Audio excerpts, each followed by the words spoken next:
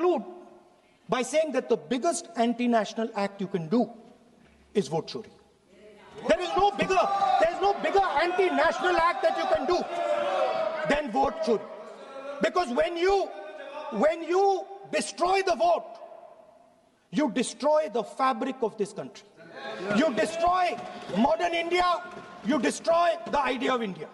So I'd like to conclude by saying Vote Chori is an anti-national act, and those across the aisle are doing an anti-national act.